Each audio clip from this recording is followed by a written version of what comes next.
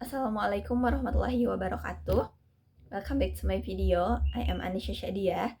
In this video, I wanna tell you about short story, one of the fairy tales from English. And this story tell about how is all relative. And the title is The Bogey Beast. So let's get to the story. The Bogey Beast. There was once a woman who was very cheerful. Though she had a little to make her so, for she was old, poor, and lonely.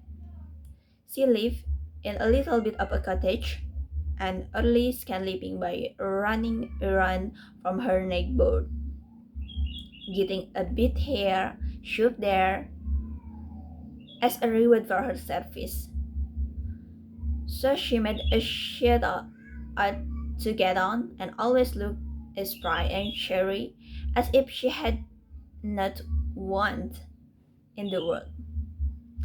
No one summer evening, as she was strolling full the smile as ever, and along the high road to her hovel, what should she see but a big black foot lying in the ditch? "God is me," she cried.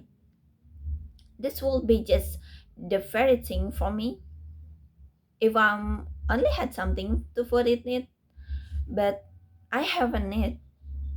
No who could help lap in the ditch." And she looked about her, expecting the owner would be far off, but she could see nobody. "Maybe there is a hole in it," she went on, "and that's why it has been cast away.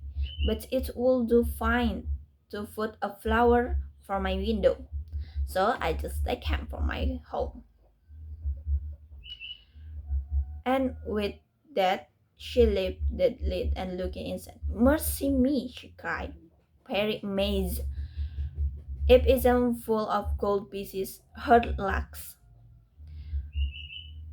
So it was brimful of gold coins. Well, at first I simply and stood stock still, wondering if she was standing on her head or on her heels.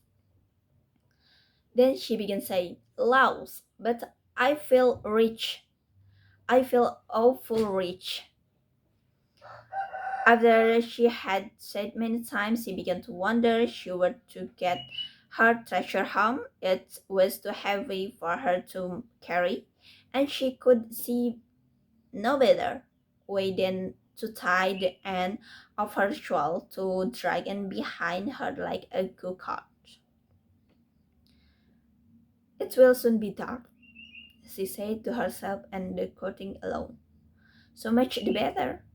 The neighbor will not see what I'm bringing home, and I shall have all the night to myself and to be able to think what I will do. Mayhap I will buy a grand house and just sit the fire for a cup of tea and do not work at like I'm a queen. Or maybe it's bury it to garden food and just keep it in a China tea food on chimney piece. Or maybe getty. I feel like I feel the grand. I don't know myself." By this time, she was a bit trying dragging, have a happy wake, and stopped to rest while trying to look their treasure. And it was a foot of gold. It's all. It was nothing. It just a lump of silver. And it kept changing when she stopped to rise, and from gold, silver, and iron, and the last it's just a big stone.